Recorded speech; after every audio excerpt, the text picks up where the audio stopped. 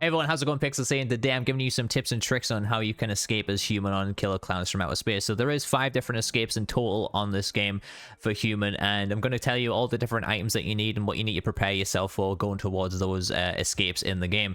So with the first one I have put down here is the portal machine. Now the portal machine can spawn pretty much anywhere on the map. It's very random. You can get compasses and stuff to help you out on there.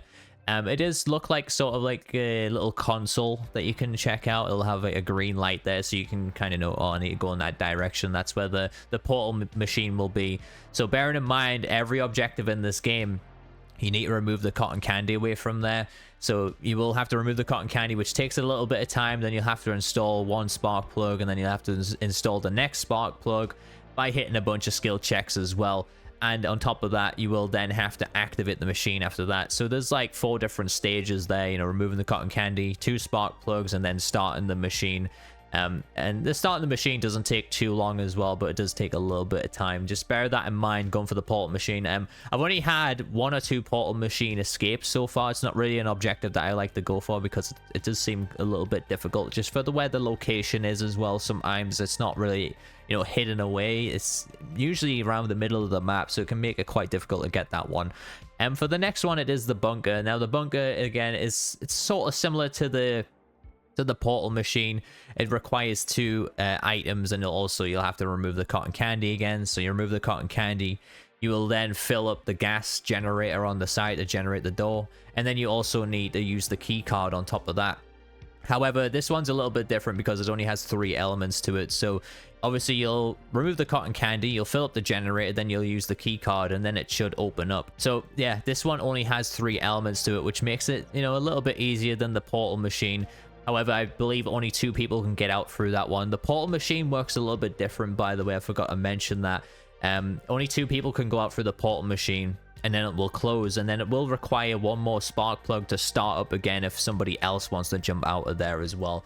So yeah, the portal machine is not really one of my favorite objectives to focus on. If I find a spark plug, I tend to go for something else. And leading into that is the boat. So the boat obviously spawns on the coast area of every map. So it's relatively easy to find this escape, and it's probably one of the most popular ones because you need the gas and then you need a spark plug, and that's it. And then you start the boat and you're out. And obviously the boat has 4 stages to itself as well. You've got to remove the cotton candy, you've got to fill it up with gas, you've got to install a spark plug, and then you've got to start the generator, or you've got to start up the engine, sorry.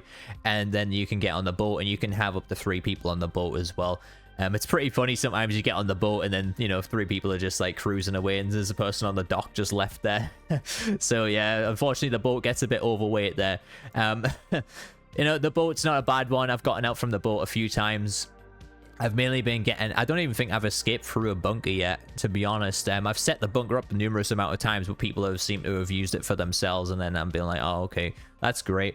So for the next one, we have the bridge and the tunnel. And this is my personal favorite escape because all the ones I've mentioned before require you to have like multiple things in your inventory as items. So the bridge and tunnel one only requires you to have a melee weapon, and it will require you to have a key. So all you need to find is the key, and that's it. And as long you'll have a melee weapon regardless if you're playing this game, you'll be picking up melee weapons to fight the clowns. So this is why it's my personal favorite, because it leaves some extra inventory room in how I like to play, and, you know, carrying extra energy drinks and health and stuff like that. I have found that using the axe is really good for breaking the barricade.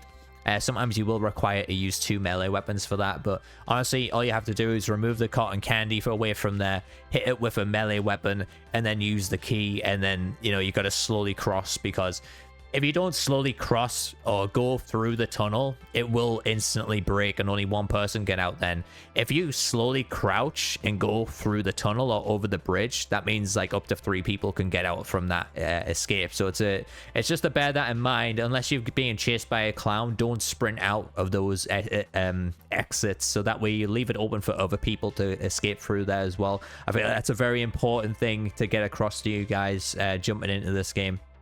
And for the last one, we have the ice cream truck. So the ice cream truck will smash through a wall at the end of the game, and you'll have 30 seconds to go and reach it. It can spawn anywhere pretty much on the map, and it's a total guess, honestly. What you'll find is if you're the last human, or, you know, if you're struggling to get to an objective, try and hide roughly like in the middle of the map somewhere with an energy drink.